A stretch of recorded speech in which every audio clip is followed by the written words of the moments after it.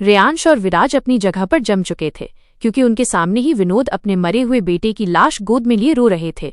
रेयांश की नजरें रंजीत की लाश पर थी, जो बहुत बुरी हालत में थी। तभी टिया उनके पीछे से निकलकर आगे आई। जब उसकी नजर रंजीत पर पड़ी तो वो चिल्लाते हुए अपने डैड के पास भागी। वो बिल्कुल शॉक्ड थी। अपने भाई की लाश के पास पहुंच टिया वहीं धम से बैठ जाती है। उसके आंखों से आंसू झरने की तरह बह रहे थे। वो रोते हुए ही अपने डैड से कहती है, डैड, ये भाई को क्या हो गया? उनसे बोलो ना, वो उठ जाए। इतना बोल वो अपने भाई को देख रोने लगी।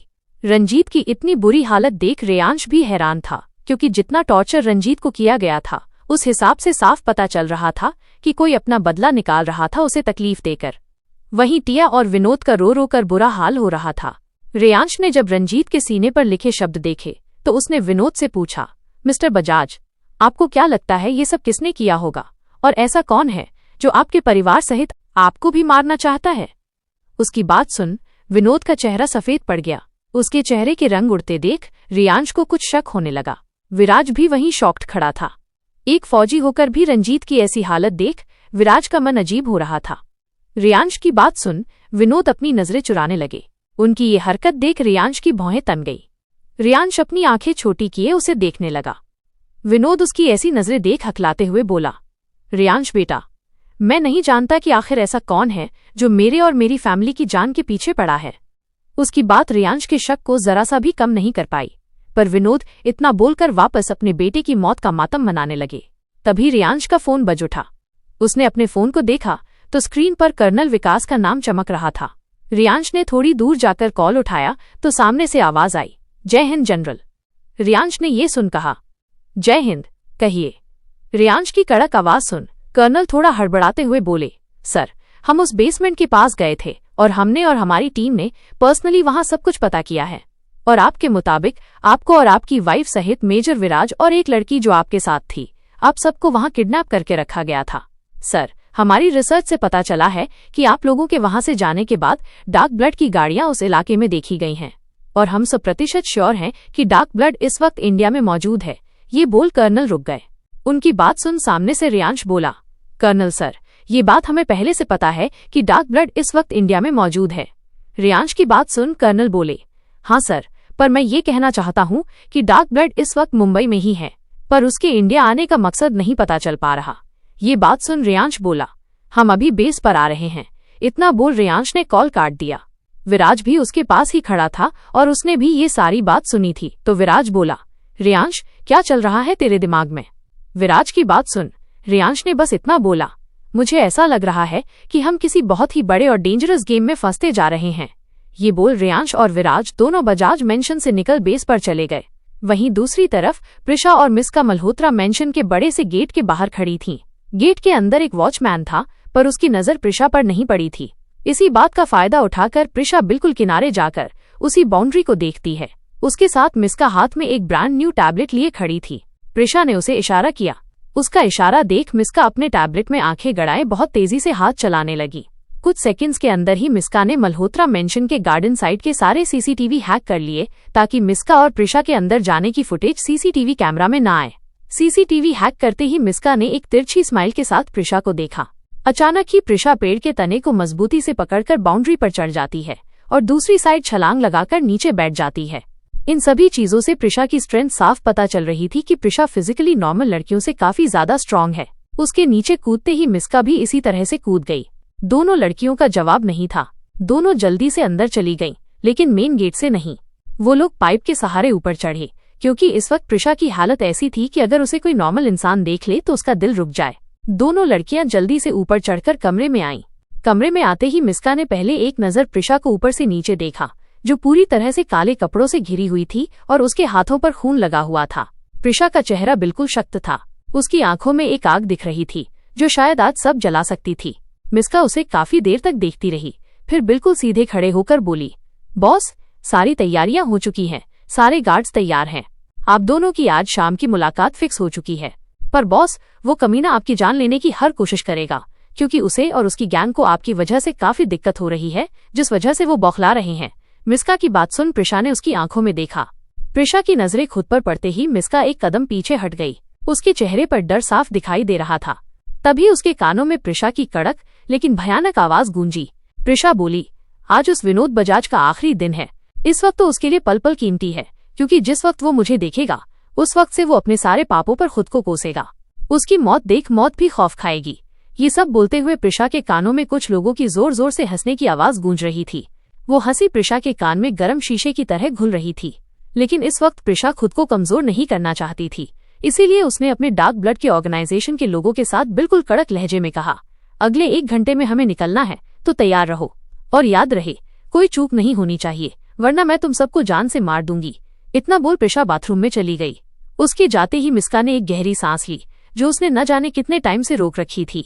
उसने बाथरूम की तरफ देखते हुए धीरे से कहा, मैं नहीं जानती परी कि तू क्यों ऐसी है, या तू उन लोगों को क्यों मारना चाहती है, लेकिन तेरी आंखों में वो आग जिसमें तेरा दर्द है वो साफ दिखाई देता है, और तुझे तेरे दर्द से राहत उन्हें मारकर मिलेगी, तो हम सब तेरे साथ हैं। आज तेरे दर्द का एक छोटा सा हिस्सा खत्म होगा। वो अपने कमरे में चली गई और कहीं जाने की तैयारी करने लगी। वहीं प्रिशा जब बाथरूम में आई तो वो बेसिन के पास मिरर में अपना चेहरा देखने लगी। उसके दोनों हाथ खून से सने हुए थे। अपने हाथों को देख वो उन्हें बेसिन में धोने लगी। उसके चेहरे पर एक शिकन भी नहीं थी, मानो जैसे खून से उसका गहरा रिश्ता हो। आखिर डार्क ब्लड चीज ही ऐसी थी। अंडरवर्ल्ड का बड़ा से बड़ा गैंग डार्क ब्लड के सामने खड़े रहने की औकात नहीं रखता। हाथ धोकर प्रिशा अपने चेहरे को सामने लगे मिरर में देखने लगी। उसकी लाल आंखें, जिनमें असहनीय दर्द था, वो अपने चेहरे को देखते देखते ही कहीं खो गई। फ्लैशबैक। कुछ देर पहले कमर के पीछे गन रखे प्रिशा सर टिकाए गाड़ी में बैठी थी और मिस्का ड्राइविंग कर रही थी। प्रिशा ने कार में ही अपना डार्क ब्लड का गेटअप ले लिया था। इस वक्त प्रिशा का एक भी बॉडी पार्ट दिखाई नहीं दे रहा था, यहाँ तक कि उसकी आंखें भी उसके गॉगल से ढकी हुई थीं। थोड़ी देर बाद मिस्का ने गाड़ी रोकी। ये वही जंगली इलाका था जहाँ से किसी की दर्दनाक चीखें सुनाई दे रही थीं। ये जगह शहर से काफी दूर जंगल के अंदर थी, जहाँ आने की हिम्मत कोई नहीं करता था। गाड़ी के रुकते ही मिस्का ने साइड रखी गन को अपने कमर के पीछे लगा लिया और चेहरे पर डार्क ब्लड के लोगो वाला मास्क पहन लिया। मिस्का और प्रिशा दोनों कार से उतरीं। उनके उतरते ही जंगल के अंदर से 6 हट्टे कट्टे ब्लैक सूट पहने बाउंसर्स भागते हुए गाड़ी के पास आए और प्रिशा के आसपास घेरा बनाकर खड़े हो गए। उनके प्रिशा के चारों तरफ खड़े होने से प्रिशा की परछाई भी दिखाई नहीं दे रही थी। ये 6 लोग प्रिशा के पर्सनल बॉडीगार्ड्स थे, जो पीवी की पहचान रखने वाली प्रिशा के साथ हर पल रहते थे। उनके आते ही प्रिशा जंगल के अंदर जाने लगी और मिस्का भी उनके पीछे ही आगे बढ़ी। जंगल के अंदर एक बड़ी सी बिल्डिंग थी, जिसका पता इंडिया की गवर्नमेंट को भी नहीं था, क्योंकि वो एरिया इतना ज्यादा जंगल से भरा था कि सरकार भी वहां नहीं जाती थी। उस बड़ी सी बिल्डिंग के बाहर ही एक आदमी, जो जमीन पर अधमरी हालत में पड़ा हुआ था। उसकी आंखें बार बार खुल और बंद हो रही थीं। उसके गाल सूजे हुए थे। उसके आसपास करीब 18 गार्ड्स थे, जो काफी खतरनाक नजरों से उसे घूर रहे थे। तभी नीचे पड़ा आदमी उठकर बैठ जाता है और चिल्लाते हुए कहता है, आखिर तुम सब हो कौन और मेरे पीछे क्यों पड़े हो? तुम सब जानते नहीं हो कि रंजीत बजाज को किडनैप करके मारने का क्या नतीजा होगा? उसकी बात सुन वहीं खड़े एक गार्ड ने उसे उल्टे हाथ से एक तमाचा जड़ दिया। रंजीत का गाल सुन्न पड़ गया। वो बहुत तकलीफ में था। उसने उसी तकलीफ में कराहते हुए पूछा, आखिर तुम सब मेरे साथ ये सब किसके कहने पर कर रहे हो? कौन हो तुम सब और कौन है वो जो मुझे किडनैप करके मेरी ये हालत करवा रहा है? उसकी बात सुन एक गार्ड कुछ कहने को हुआ कि तभी सबके कानों में एक भयानक और कड़क आवाज पड़ी, जिसे सुन वहां सन्नाटा छा गया।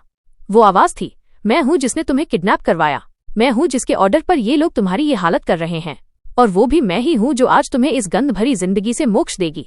ये बात सुनते ही रंजीत सहित सबकी नजरें सामने गईं, जहां वो 6 बॉडीगार्ड्स एक घेरा बनाए चल रहे थे और उस घेरे में खड़े इंसान की परछाई तक नहीं दिख रही थी। पर वहां मौजूद सभी गार्ड समझ चुके थे कि कौन आया है और ये आवाज किसकी है। सभी ने एक साथ अपना सर नीचे झुका लिया और अपने अपने हाथ बांधे खड़े हो गए। ये देख रंजीत कंफ्यूज हो गया, क्योंकि उसे कोई भी दिखाई नहीं दे रहा था उन हट्टे कट्टे बॉडीगार्ड्स के अलावा। इसी वक्त मिस्का आगे आई और पृथ्वी को ढूंढने लगी। पृथ्वी इस वक्त उस बिल्डिंग के अंदर मौजूद था। वो डार्क ब्लड की सिक्योरिटी चेक कर रहा था।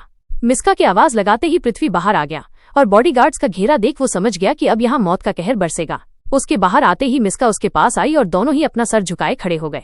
वहीं रंजीत तो पागलों की तरह ये सब देख रहा था। उसे कुछ समझ ही नहीं आ रहा था कि तभी उसके सामने से बॉडीगार्ड्स का घेरा हट गया और प्रिशा बड़े स्टाइल में चलते हुए आगे आने लगी। रंजीत ने जब अपने सामने पूरी तरह से ढकी हुई एक लड़की को देखा तो वो गुस्से से पागल होने लगा। उसने गुस्से से कहा, ए लड़की, कौन है तू और क्या ये सब तू कर रही है? इतना बोल वो थोड़ा रुका और मास्क से ढके प्रिशा के चेहरे को देखने की कोशिश करते हुए बोला, तू जानती भी है रंजीत बजाज हूं मैं। तेरी औकात नहीं है मेरे सामने खड़े होने की और तू ये सब करवा रही है।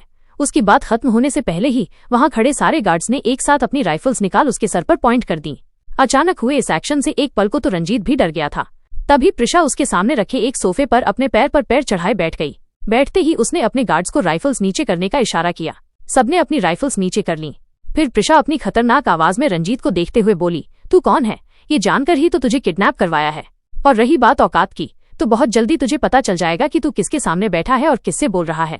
प्रिशा की बात सुन रंजीत के रोंगटे खड़े हो रहे थे और अब उसके चेहरे पर डर के भाव आने लगे थे। उसने डरते हुए ही कहा, कौन हो तुम और मुझे क्यों मार रही हो?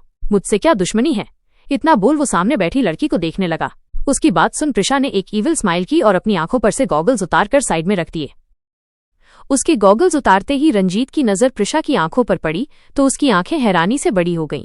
उसने दर्द में कहा, तुम्हारी आंखें? वो बस इतना ही बोल पाया था कि प्रिशा ने अपना मास्क भी हटाकर साइड रख दिया। प्रिशा का चेहरा देख रंजीत तो सदमे में ही चला गया था। उसकी आंखें निकलकर बाहर आने को हो गई थीं।